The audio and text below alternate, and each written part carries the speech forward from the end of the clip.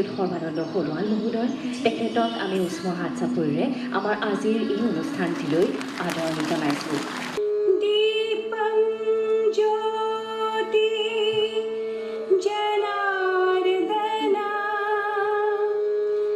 Dr. A.M. Singh, PCCF and HOF, to kindly present a gillot plant. Ahomiyat ami jak Amar Lata ba Hoguni Lata boli kau, which is extremely good for immunity, presented by Dr. Amir Sahai. Presented here, and this picture was taken in Kaziranga National Park in September 2018. Amar Hokure Purisita, Dr. Purnima Devi Barman Banayani. She has done a remarkable work, recognized not only in our state but also in the national level.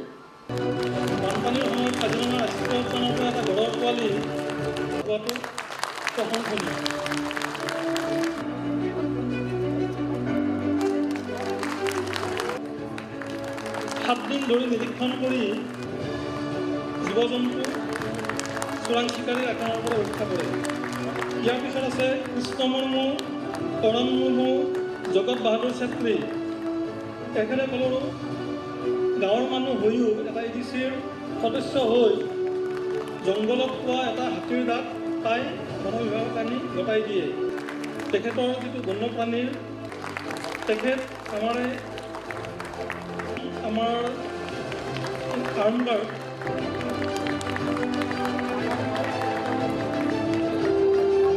Transit জেগা Forester ওৱানক মঞ্চলৈ আহিবলৈ অনুৰোধ জনালোঁ। Transit জেগা Forester one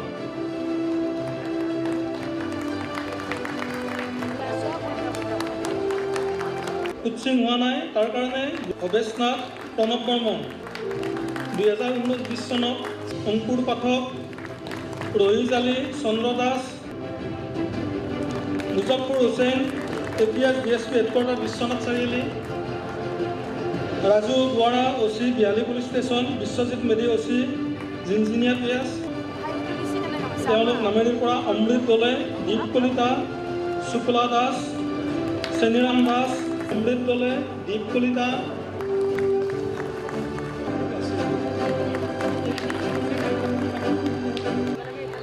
quiz প্ৰতিযোগিতাৰে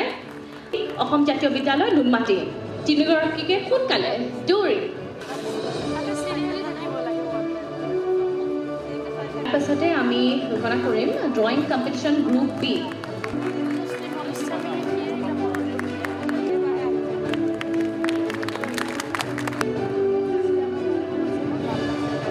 আৰু of Little Flower School in Guwahati class 6 and recognizes his work and love for nature, and Master Suhan Malik will now be known as the friend of Rhino, Gaur Mitra. Suhan Malik.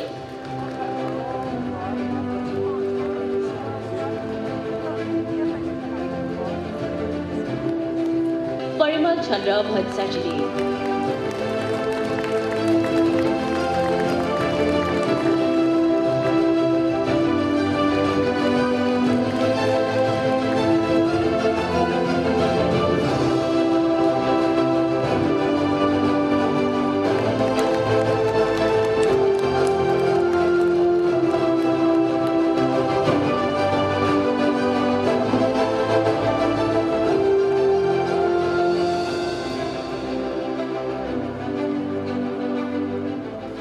জয় জয়তী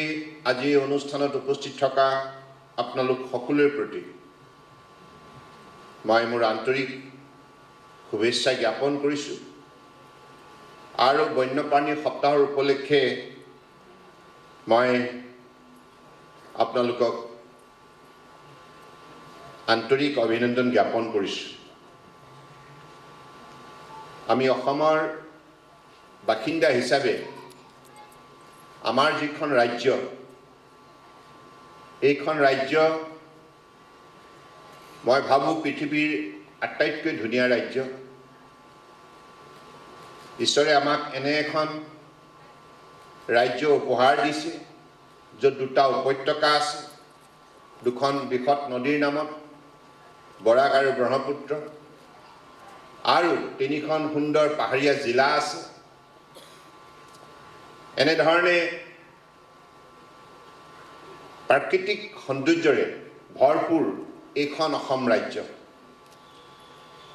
আমি লৰালি কালৰে পৰা চৰাই চিৰিকটিৰ সৈতে ডাঙৰ দীঘল হৈছোঁ পহু পক্ষীৰ সৈতে ডাঙৰ দীঘল হৈছোঁ গতিকে আমাৰ অসমৰ মানুহে মই ভাবো পহু পক্ষীৰ সন্দৰ্ভত সকলোৰে ন্যূনতম হলেও ধাৰণা আছে কাৰণ এইখন ৰাজ্যৰ সৌন্দৰ্যৰ বিষয়ে যদি গুণানুকীৰ্তন কৰিব লগা হয় তেতিয়াহ'লে আপুনি মই কেতিয়াও পহু পক্ষীক বাদ দি ইয়াৰ সৌন্দৰ্যৰ সংজ্ঞা সম্পূৰ্ণৰূপে দিব নোৱাৰোঁ গতিকে অসমৰ সৌন্দৰ্য বৃদ্ধি কৰাৰ ক্ষেত্ৰত আমাৰ বনাঞ্চলবিলাকৰ সৌন্দৰ্য বৃদ্ধি কৰাৰ ক্ষেত্ৰত পহু পক্ষীৰ যিমান অৱদান আছে এই কথা আমি কোনোদিনেই পাহৰিব নোৱাৰোঁ আৰু আমাক তেখেতসকলক লাগিব পহু পক্ষীৰ অবিহনে মানৱ সমাজখনো বৰ্তি থাকিব নোৱাৰে গতিকে আমাৰ জৈৱ বৈচিত্ৰ্যৰ শক্তিৰ আধাৰ হিচাপে চিহ্নিত Assam hot spot of biodiversity গতিকে জৈৱ বৈচিত্ৰ্য বুলি ক'লে কেৱল মানৱ সমাজক লৈ নহয় পহু পক্ষী পোক পৰুৱা গছ গছনি ইত্যাদি ইত্যাদিক লৈ জৈৱ বৈচিত্ৰ্য সম্পূৰ্ণ হয় গতিকে সেইবাবে আৰু সেই জৈৱ বৈচিত্ৰ্যই যিখিনি আমাক শক্তি যোগান ধৰে আৰু এই জৈৱ বৈচিত্ৰ্যই যি এইখন অসমৰ দৃশ্য সৃষ্টি কৰে তাৰ বাবেহে আজি আমি সকলোৱে অসমক লৈ আমি দেশ বিদেশত গৌৰৱ কৰোঁ গতিকে মই আশা ৰাখিছোঁ যে বন্যপ্ৰাণী সংৰক্ষণ আৰু বন্যপ্ৰাণীৰ প্ৰতি আমাৰ দায়বদ্ধতা এই কথাখিনি আমি সকলোৱে মানি চলিব লাগিব অসম চৰকাৰে অসমৰ বুকুত বনাঞ্চল যাতে সংৰক্ষিত হয় আৰু বনাঞ্চলত থকা বন্যপ্ৰাণী যাতে সুৰক্ষিত হয় ইয়াৰ বাবে 2016 চনৰ পৰাই আমি অত্যন্ত নিষ্ঠাৰে কাম কৰি আহিছোঁ কেৱল কাজিৰঙাই নহয় যিকেইখন ৰাষ্ট্ৰীয় উদ্যান আছে 5খন ৰাষ্ট্ৰীয় উদ্যান আছে ইয়াৰ উপৰিও অভয়াৰণ্য আছে আৰু সংৰক্ষিত অঞ্চল আছে এই অঞ্চলসমূহৰ থকা বন্যপ্ৰাণী যাতে নিৰাপত্তা পাব পাৰে তাৰ বাবে সেই বনাঞ্চলৰ দাঁতিত থকা পৰম শ্ৰদ্ধাৰ গঞা ৰাইজক আমি লগত লৈ বন বিভাগে এই ক্ষেত্ৰত বিভিন্ন ধৰণৰ আঁচনিৰ জৰিয়তে আমি বন্যপ্ৰাণী নিৰাপত্তা নিশ্চিত কৰাৰ প্ৰয়াস কৰি আহিছোঁ আৰু আমি সফলতা অৰ্জন কৰিছোঁ বিশেষকৈ আমাৰ যিমানবিলাক বন্যপ্ৰাণী আছে মই অলপ আগতে যাদৱক সুধি আছোঁ কিমান হ'ব অসমত বন্যপ্ৰাণী মোক এটা তথ্য দিছে প্ৰায় 1.5 লক্ষ হ'ব সকলোবিলাক মিলাব লাগিব হয়তো বেছিও হ'ব পাৰে বান্দৰৰ পৰা আৰম্ভ কৰি যিমান গড় হাতী পহু মহ ইত্যাদি ইত্যাদি গতিকে এই বন্যপ্ৰাণীবিলাকে যিখিনি ইন্ধন যোগায় জৈৱ বৈচিত্ৰ্যৰ শক্তি বৃদ্ধি কৰা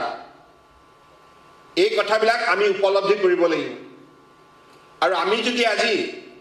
স্বাস্থ্যৱান হৈ অসমৰ বুকুত জীয়াই আছোঁ ইয়াৰ অন্তৰালত বনাঞ্চল লগতে বন্যপ্ৰাণী পোক পৰুৱাৰ অৱদান আছে বায়ুমণ্ডল বিশুদ্ধ কৰি ৰখাৰ ক্ষেত্ৰত ঈশ্বৰৰ প্ৰতিটো সৃষ্টি প্ৰাণীৰ উল্লেখযোগ্য অৱদান আছে গতিকে সেইবাবে এই কথাবিলাক আমি মনত ৰাখিব লাগিব আৰু সেই উপলব্ধিৰে আমি যিমানবিলাক এতিয়ালৈকে পদক্ষেপ লৈছোঁ অসমৰ ৰাইজৰ সহযোগত সফলতা অৰ্জন কৰিছোঁ খন্তেক আগতে বন মন্ত্ৰী পৰিমল শুক্লবৈদ্য ডাঙৰীয়াই আপোনালোকক জনালে আমি 2016 চনত 10 কোটি জোপা গছ বিভিন্ন প্ৰজাতিৰ ফল ফুল ঔষধি ইত্যাদি ইত্যাদি আমি অসমৰ বুকুত ৰোৱাৰ সংকল্প লৈছিলোঁ অসমৰ ৰাইজক আহ্বান জনাইছিলোঁ আমাৰ পৰম শ্ৰদ্ধাৰ শিক্ষক শিক্ষয়িত্ৰীসকলক আহ্বান জনাইছিলোঁ ছাত্ৰ ছাত্ৰীসকলৰ মাতৃ পিতৃক আহ্বান জনাইছিলোঁ ছাত্ৰ ছাত্ৰীসকলক আহ্বান জনাইছিলোঁ আৰু আজি সামগ্ৰিকভাৱে অসমৰ বুকুত সকলোৱে মিলি প্ৰায় 8 কোটি জোপা গছ ৰুবলৈ সক্ষম হ'ল It is all time record in Assam ইয়াৰ পূৰ্বতে পৰিকল্পিতভাৱে পদ্ধতিগতভাৱে কোনো চৰকাৰে ইমান সংখ্যক গছ 5 বছৰীয়া কাৰ্যকালত ৰোৱা নাছিল আৰু মোৰ ভাল লাগিছে যে মই অসমৰ ৰাইজক আজি এই বন্যপ্ৰাণী সপ্তাহৰ বিশেষভাৱে আন্তৰিকতাৰে কৃতজ্ঞতা জ্ঞাপন কৰিছোঁ ৰাইজে এই ক্ষেত্ৰত কিন্তু অত্যন্ত আন্তৰিকতা প্ৰকাশ কৰিছে সজাগতা প্ৰদৰ্শন কৰিছে আৰু দায়বদ্ধতা তেখেতসকলে পালন কৰিছে যাৰ ফলত এই কামখিনি সম্ভৱ হৈছে আজিকালি ছাত্ৰ ছাত্ৰীসকলেও গছপুলি ৰোৱাৰ ক্ষেত্ৰত আগ্ৰহ প্ৰকাশ কৰিছে আৰু মাতৃ পিতৃসকলেও নিজৰ পুত্ৰ কন্যাক বিভিন্ন অনুষ্ঠান প্ৰতিষ্ঠানত আনকি জন্মদিনত তেখেতসকলে এটা গছৰ পুলি উপহাৰ দিয়াৰ পৰম্পৰা আৰম্ভ কৰিছে আৰু আজি আপোনালোকে এইখন কেৱল বন বিভাগৰ সভা বুলিয়ে নহয় অন্যান্য সভাবিলাকতো আমাৰ বিভিন্ন চৰকাৰী বিভাগে গছৰ পুলি দিয়াৰ প্ৰৱণতা বৃদ্ধি কৰিছে ইয়াৰ ফলত সমগ্ৰ অসমতে এটা শক্তিশালী বন্যপ্ৰাণী আৰু গছ-গছনিৰ প্ৰতি মানুহৰ চেতনা জাগৃত হৈ উঠিছে যাৰ ফলত আমি অত্যন্ত আশাবাদী যে এইখন অসম ধৰণী ধুনীয়া সেউজীয়া শস্য শ্যামলা এইখন অসম অপৰূপ ইয়াৰ দৃশ্য সদায় অটুট ৰখাৰ বাবে আমি প্ৰতিগৰাকী অসমৰ বুকুত জন্ম লাভ কৰা ব্যক্তিয়ে বিশেষভাৱে আমাৰ এইখন ৰাজ্যৰ প্ৰতি দায়িত্ব পালন কৰিবই লাগিব তেতিয়াহে দেশ বিদেশৰ মানুহে যেতিয়া অসম ভ্ৰমণ কৰিব অসম ভ্ৰমণ কৰি নিজ চকুৰে যেতিয়া চাব আৰু এই সৌন্দৰ্য যেতিয়া প্ৰত্যক্ষ কৰিব স্বাভাৱিকতে অসমৰ প্ৰতি আমাৰ বাহিৰৰ পৰা অহা পৰ্যটকসকলৰ অন্তৰত আকৰ্ষণ বৃদ্ধি হ'ব তেখেতসকলৰ ইচ্ছা শক্তি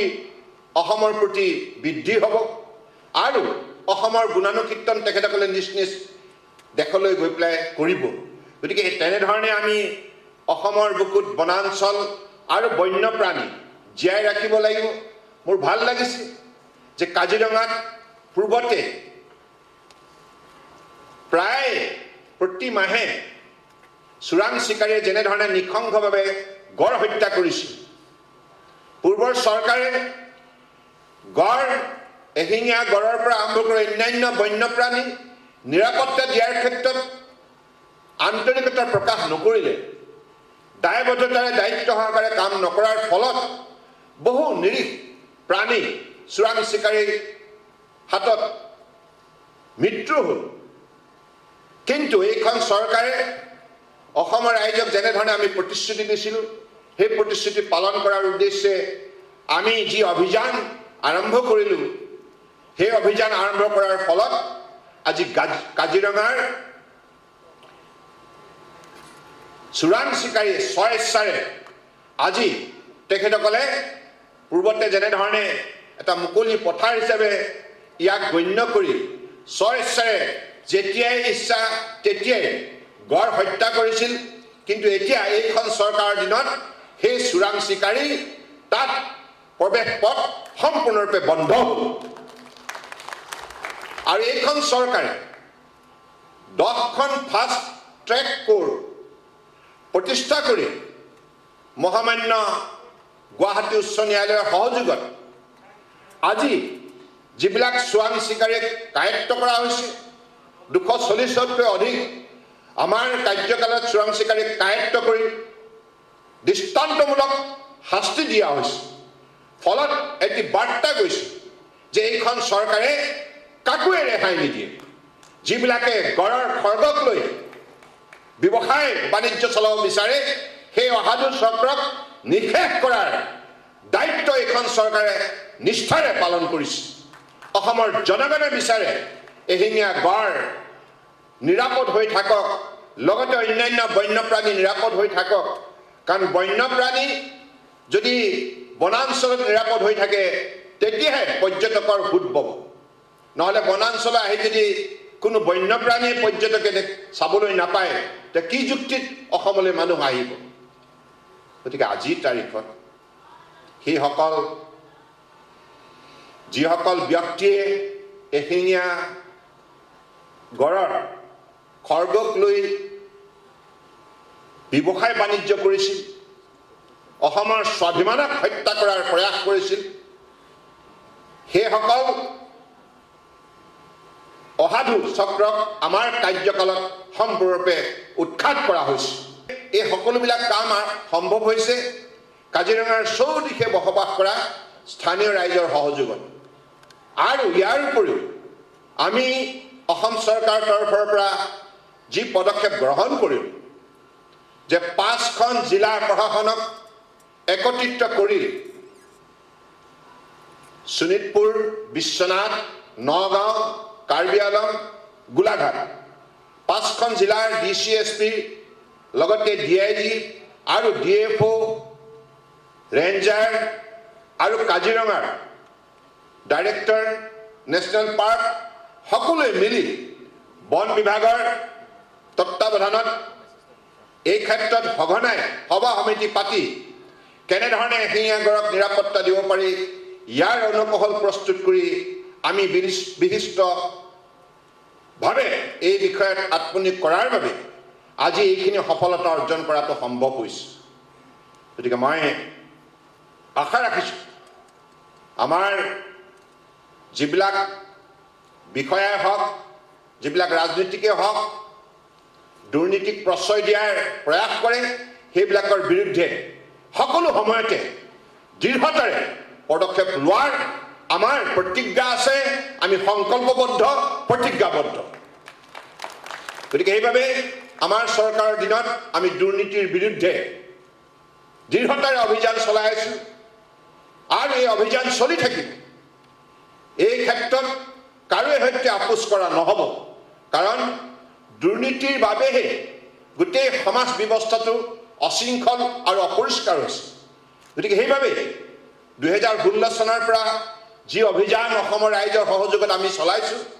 তাৰ ফলত আমি সফলতা অৰ্জন কৰিছোঁ। দুৰ্নীতিৰ বিৰুদ্ধে চলোৱা অভিযানত আমি বহু উল্লেখযোগ্য সফলতা অৰ্জন কৰিবলৈ সক্ষম হৈছোঁ আৰু আজিৰ তাৰিখতো দুৰ্নীতিৰ বিৰুদ্ধে দৃঢ়তাৰে অভিযান চলাই থকা হৈছে আৰু চলাই থকা হ'ব। দুৰ্নীতিৰ সৈতে জড়িত কোনো লোকে নিষ্ঠাৰ পাব নোৱাৰে। আজি বন্যপ্ৰাণী সপ্তাহ, এই সপ্তাহত আমি সকলোৱে সংকল্প ল'ব লাগিব অসমৰ বনাঞ্চল বৃদ্ধি কৰিব লাগিব। আমাৰ 2016 চনৰ পৰা এতিয়ালৈকে অসমৰ ৰাইজৰ সহযোগত আমি বনাঞ্চলৰ মাত্ৰা বৃদ্ধি কৰিবলৈ সক্ষম হ'লোঁ। কিছুদিনৰ আগতে ফৰেষ্ট ছাৰ্ভে অফ ইণ্ডিয়াই যি তথ্য প্ৰকাশ কৰিলে সেই মৰ্মে আমাৰ কাৰ্যকালতে 222 স্কোৱাৰ কিলোমিটাৰ বনাঞ্চল বৃদ্ধি হ'ল। ইয়াৰ বাবে অসমৰ বৰাক ব্ৰহ্মপুত্ৰ পাহাৰ ভৈয়ামৰ সমূহ ৰাইজলৈ মই আন্তৰিকতাৰে কৃতজ্ঞতা জ্ঞাপন কৰিছোঁ আৰু বন বিভাগকো পৰিমল শুক্লবৈদ্যৰ লগতে সকলো বিষয়াক মই বিশেষভাৱে কৃতজ্ঞতা জ্ঞাপন কৰিছোঁ, ধন্যবাদ জনাইছোঁ। আমি আগন্তুক দিনত আৰু বনাঞ্চল বৃদ্ধি কৰিব লাগিব। আজি সেইবাবে মই এই বন্যপ্ৰাণী সপ্তাহতে ঘোষণা কৰিব বিচাৰিছোঁ যে আগন্তুক দিনত আমাৰ লক্ষ্য হ'ব আৰু 2000 স্কোৱাৰ কিলোমিটাৰ বনাঞ্চল বৃদ্ধি কৰা। 2000 স্কোৱাৰ কিলোমিটাৰ বনাঞ্চল বৃদ্ধি কৰিব লাগিব। তেতিয়া আমি এইখন অসমৰ বিশুদ্ধ বায়ু সকলো সময়তে পাবলৈ সক্ষম হ'ম আৰু অসমৰো যিটো প্ৰাকৃতিক সৌন্দৰ্য ই জীয়াই থাকিব আৰু আমাৰ বন্যপ্ৰাণীক নিৰাপত্তা দি আমি সকলোৱে আমাৰ জৈৱ বৈচিত্ৰ্যৰ শক্তি আমি অটুট ৰাখিব লাগিব। আমি ইয়াৰ উপৰিও সিদ্ধান্ত লৈছোঁ যে কাজিৰঙা আৰু মানাহ এই দুইখন ৰাষ্ট্ৰীয় উদ্যানতে আমি ইতিমধ্যে সোলাৰ লাইট আৰু স্মাৰ্টফোন আমি তাত প্ৰয়োগ কৰিছোঁ আৰু ইয়াক বাদ দি যিমান প্ৰটেক্টেড আমাৰ অঞ্চল আছে সংৰক্ষিত অঞ্চল প্ৰতিটো অঞ্চলতে আমি সোলাৰ লাইট প্ৰতিটো কেম্পত আৰু স্মাৰ্টফোন প্ৰতিটো কেম্পত দিয়াৰ আজি সিদ্ধান্ত মই ঘোষণা কৰিছোঁ ইয়াৰ উপৰিও ৰাষ্ট্ৰীয় পৰ্যায়ত institute of wild life health and research এনেধৰণৰ এটি ৰাষ্ট্ৰীয় পৰ্যায়ৰ প্ৰতিষ্ঠান আমি অসমৰ বুকুত গঢ় দিবৰ বাবে সংকল্প লৈছোঁ আৰু এই সন্দৰ্ভত ইতিমধ্যে বন বিভাগে ডিব্ৰুগড় জিলাৰ দিনজানত সমীক্ষা আৰম্ভ কৰিছে মাটি চাবলৈ গৈছে গতিকে আমি আশাবাদী ৰাইজৰ সহযোগত এই ইনষ্টিটিউটটো অসমত প্ৰতিষ্ঠা কৰিব পাৰিলে তেতিয়াহ'লে বন্যপ্ৰাণীৰ স্বাস্থ্য আৰু বন্যপ্ৰাণীৰ ওপৰত গৱেষণা এই দুইটা বিষয়ত আমি বহুখিনি আগবাঢ়ি যাব পাৰোঁ আজি যেনেধৰণে আমাৰ পূৰ্ণিমা দেৱী বৰ্মন ডাঙৰীয়ানী হাড়গিলাৰ ক্ষেত্ৰত যি নিষ্ঠাৰে উইথ ডেডিকেশ্যন হাড়গিলাৰ নিৰাপত্তাৰ বাবে হাড়গিলা বাহিনীক লৈ কাম কৰিছে আৰু তেনেধৰণে অসমৰ বুকুত থকা যিমানবিলাক পশু পক্ষী এইবিলাকৰ স্বাস্থ্য আৰু এইবিলাকৰ ওপৰত গৱেষণা এই সন্দৰ্ভত আমাৰ উঠি অহা প্ৰজন্মই যাতে অধ্যয়ন কৰিব পাৰে আৰু বন্যপ্ৰাণীৰ প্ৰতি বিশেষভাৱে তেখেতসকলে অধিক আগ্ৰহী হ'ব পাৰে ইয়াৰ প্ৰতি লক্ষ্য ৰাখি এনেধৰণে অল ইণ্ডিয়া লেভেলৰ ইনষ্টিটিউট অসমৰ বুকুত প্ৰতিষ্ঠা কৰাৰ সিদ্ধান্ত গ্ৰহণ কৰা হৈছে মই আশা ৰাখিছোঁ যে আমাৰ অসমত আমি এতিয়ালৈকে বৰাক ব্ৰহ্মপুত্ৰ এই দুইটা উপত্যকাতে আমি বিশেষকৈ বৰাইল গৈ পেলাই যি বনাঞ্চল আছে বৰাক উপত্যকাত এই বনাঞ্চলখনো আগন্তুক দিনত অধিক শক্তিশালী কৰাৰ মানসিকতাৰে তাত এটা ফৰেষ্ট ডিভিজন প্ৰতিষ্ঠা কৰাৰ সিদ্ধান্ত গ্ৰহণ কৰিছোঁ আৰু সমান্তৰালভাৱে দিহিং পাটকাই লগতে জয়পুৰক সংযোজন কৰি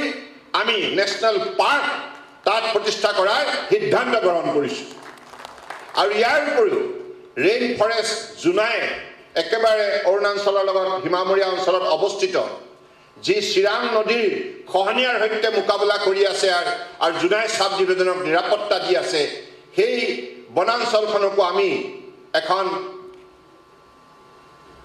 ৱাইল্ড লাইফ চেঞ্চুৰী হিচাপে আমি ইতিমধ্যে তাক নিৰ্মাণ কৰাৰ সিদ্ধান্ত গ্ৰহণ কৰিছোঁ আমাৰ লক্ষ্য এটাই আছে যাতে আমাৰ যিখিনি ঈশ্বৰে আমাক যিখিনি উপহাৰ দিছে এই উপহাৰবিলাক আমি সংৰক্ষণ কৰিব লাগে যত্নৰে আমি ইয়াক ৰাখিব লাগে আমি যে ইয়াক যদি ধ্বংসই কৰোঁ আমিও ধ্বংসপ্ৰাপ্ত হ'ম এই কথাটো আমি উপলব্ধি কৰিব লাগে এডাল গছে কিমানখিনি কেৱল মানুহক নহয় পশু পক্ষীকো সেৱা আগবঢ়ায় বায়ুমণ্ডল বিশুদ্ধ কৰে গছডালৰ দুখটো কি আমি সেই সেউজীয়া গছডাল দুটামান টকা লোভত পৰি আমি যেতিয়া নিঃসংগভাৱে কাটো সেই গছডালেও কান্দিবলৈ ধৰে কিন্তু সেই গছৰ মৰ্মবেদনা আমি প্ৰকৃতিপ্ৰেমী নোহোৱাৰ বাবে আমি উপলব্ধি কৰিব নোৱাৰোঁ আৰু যিসকল প্ৰকৃতিপ্ৰেমী তেখেতসকলে উপলব্ধি কৰিব পাৰে গতিকে সেইবাবে মই আশা ৰাখিছোঁ যে আগন্তুক দিনত আমি অসমৰ বনাঞ্চল সংৰক্ষণ কৰিম আৰু আমাৰ বন্যপ্ৰাণীক আমি নিৰাপত্তা দিয়াৰ বাবে সকলোৱে প্ৰয়াস কৰিম আমাৰ আজি ইয়াত এইখন সভাত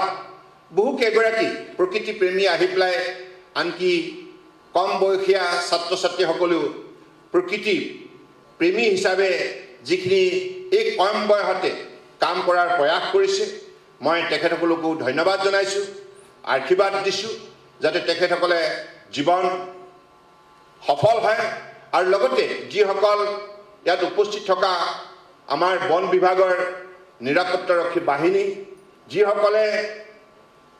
বনাঞ্চলত বন্যপ্ৰাণী নিৰাপত্তা দিয়াৰ বাবে আনকি নিজৰ শৰীৰৰ অংগও তেখেতসকলে ত্যাগ কৰিছে তেনেধৰণৰ মহান ব্যক্তি ইয়াত উপস্থিতি আজি মই আশা ৰাখিছোঁ যে এইখন সভা সম্পূৰ্ণৰূপে সফল হৈছে আপোনালোকে বহুত ভাল কাম কৰিছে যিসকলক মই আজি বঁটা দিছোঁ মই সকলোকে ইয়াৰ পৰা হৃদয়ৰ পৰা ভক্তিভাৱেৰে শ্ৰদ্ধা জনাইছোঁ আপোনালোক মহান আপোনালোকে সকলো সময়তে আনন্দৰ গৰাকী হ'ব কাৰণ আপোনালোকে ভাল কাম কৰিছে ভাল কাম কৰিলে ভাল ফল পায় আৰু ঈশ্বৰে ভাল কাম কৰা মানুহকে মৰম কৰে দুষ্ট মানুহক ঈশ্বৰে কেতিয়াও গুৰুত্ব নিদিয়ে এই কথা স্পষ্ট গতিকে সেইবাবে আমি এই পৃথিৱীলৈ আহিছোঁ কম দিনৰ বাবে আহিছোঁ আৰু সেই যিকেইটা দিন থাকিম এই থকা দিনকেইটা আমি সকলো সময়তে মনত ৰাখিব লাগিব যে আমি ভাল কাম কৰি এই পৃথিৱীৰ মানৱ সমাজলৈ আমি কিবা এটা উল্লেখযোগ্য অৱদান আগবঢ়াই যাম সেই সংকল্প লৈ আমি আমাৰ জীৱন যাত্ৰাত আগুৱাই যাব লাগে গতিকে বনাঞ্চলে আমাক বহু শিক্ষা দিছে বন্যপ্ৰাণীয়ে শিক্ষা দিছে কাৰণ আমি জন্তুৰ পৰা শিকিব লগা বহু কথা আছে আজি মই দেখিছোঁ যে পৃথিৱীৰ প্ৰায়বিলাক ৰাষ্ট্ৰতে মানুহে ৱাইল্ড লাইফকো আনি পেলাই ডমেষ্টিকেট কৰি ঘৰচীয়া কৰি মৰমতে আলফুলীয়াকৈ ঘৰৰ সদস্য হিচাপে গণ্য কৰি পোহপাল দিয়ে এই কথাবিলাকে মানৱ সমাজ আৰু পশুপক্ষী সমাজ এই সমাজৰ মাজত যিটো সমন্বয় যিটো আন্তৰিকতা যিটো মৰম চেনেহ এইটোৱে মানৱ সমাজখনৰ মহানতা বৃদ্ধি কৰে গতিকে মই ভাবোঁ যে হাতী ইমান ডাঙৰ আকাৰত কিমান ডাঙৰ প্ৰাণী তৎসত্ত্বেও হাতীৰ যিটো আচৰণ হাতীয়ে বিভিন্ন সময়ত বিভিন্ন ধৰণে মানুহক যেনেধৰণে সেৱা আগবঢ়ায় আৰু মানুহৰ প্ৰতি যিটো ভক্তিভাৱ প্ৰদৰ্শন কৰে এই কথাবিলাক ভাবিলে মই ভাবোঁ যে আমি শ্ৰেষ্ঠ নে বন্যপ্ৰাণীবিলাক শ্ৰেষ্ঠ কেতিয়াও আমি তেনেধৰণে দাবী কৰিব নোৱাৰোঁ যে উই আৰ দ্য বেষ্ট কাৰণ কেতিয়াবা কেতিয়াবা আমিয়ে মানুহৰ আচৰণটোৱে ভাবিব নোৱাৰাকৈ অধনমিত হয় গতিকে মানুহৰ আচৰণ অত্যন্ত ঘৃণনীয় হয় কিন্তু পহুৰ আচৰণ বহুত মানুহৰ দৃষ্টিত অত্যন্ত শ্ৰদ্ধাশীল হয় গতিকে সেইবাবে আমি এই কথা মনত ৰাখিব লাগিব যে এইখন অসমৰ সৌন্দৰ্য বৃদ্ধি কৰাৰ ক্ষেত্ৰত কেৱল মানৱ সমাজেই উল্লেখযোগ্য ভূমিকা পালন কৰিছে এনে নহয় পশু পক্ষী গছ গছনি পোক পৰুৱা সকলোৰে অৱদান আছে আমাৰ নদ নদী খাল বিল জান জুৰি পাহাৰ ভৈয়াম সকলোৰে অৱদান আছে গতিকে এইখন অসমৰ সেই সৌন্দৰ্য আমি জীয়াই ৰখাৰ বাবে প্ৰয়াস কৰিব লাগিব মনত ৰাখিব লাগিব আমি এখন স্বচ্ছ আৰু নিকা সমাজ নিৰ্মাণ কৰাৰ বাবে দায়বদ্ধ আমি সকলোৱে এই নীতি আধাৰত আমাৰ কৰ্মজীৱনত কাম কাজবিলাক আগুৱাই নিব লাগিব আৰু প্ৰত্যাহ্বান আহিব কিন্তু কোনো প্ৰত্যাহ্বানতে কোনোৱে থমকি ৰ'ব নালাগে প্ৰতিটো প্ৰত্যাহ্বানক যোগ্য প্ৰত্যুত্তৰ দিবৰ বাবে নিৰ্ভীকতাৰে সততাৰ নিষ্ঠাৰে আগুৱাই যাব লাগিব আৰু তেতিয়াই আমি সমাজত মূল্যবোধ প্ৰতিষ্ঠা কৰিব পাৰিম গতিকে সেইবাবেই মই ভাবোঁ যে আগন্তুক দিনত এইখন অসমৰ সমাজ যিখন সমাজত আজি প্ৰায় 3,50,00,000 লোকে বসবাস কৰে বিভিন্ন জাতি জনগোষ্ঠী ভাষা ভাষী ধৰ্মাৱলী লোকে গতিকে আমিও সমন্বয়ৰ দ্বাৰা সমাজখন শক্তিশালী কৰাৰ যাত্ৰাত আত্মনিয়োগ কৰা উচিত আৰু সকলোৱে সেই সংকল্প লৈ আমাৰ মাজত ভাতৃত্ববোধ মৰম চেনেহ আন্তৰিকতা জীয়াই ৰাখি আমি এইখন সমাজ ভাৰতবৰ্ষৰ বুকুতে এখন আদৰ্শ সমাজ প্ৰতিষ্ঠা কৰাৰ দিশত আগবাঢ়ি যাব লাগে এইখিনি কথাকে কৈ মই পুনৰবাৰ আজি সভাৰ প্ৰধান উদ্যোক্তা বন মন্ত্ৰী পৰিমল শুক্লবৈদ্য আৰু সকলো বন বিভাগৰ বিষয়া কৰ্মচাৰীক বিশেষভাৱে ধন্যবাদ জনাইছোঁ সাংবাদিক বন্ধুসকল মই আপোনালোককো ধন্যবাদ জনাইছোঁ আপোনালোকেও এই ক্ষেত্ৰত সমাজত অধিক সজাগ আৰু সচেতন কৰি তোলক যাতে বন্যপ্ৰাণী নিৰাপত্তা দিয়াৰ ক্ষেত্ৰত অসমৰ বুকুত বসবাস কৰা প্ৰতিগৰাকী ব্যক্তিয়ে দায়িত্ব লয় কাৰণ আমি চৰকাৰ আৰু ৰাইজ আমি যৌথভাৱে দায়িত্ব পালন কৰিব লাগিব যৌথভাৱে দায়িত্ব পালন কৰিব লাগিব গছ গছনি ৰোৱাৰ লগতে গছ গছনি পুলিটো তুলি তালি ডাঙৰ দীঘল কৰা দায়িত্ব আমি সকলোৱে যৌথভাৱে ল'ব লাগিব কাৰণ যিখন সমাজত যৌথভাৱে সমাজখনে কাম কৰে সেইখন সমাজে উন্নয়নৰ ক্ষেত্ৰত দৃঢ়তাৰে আগুৱাই যাবলৈ সক্ষম হয় আৰু সমাজখনে ইচ্ছা কৰা সকলো কাম সম্ভৱ কৰি তুলিব পাৰে গতিকে সেইবাবে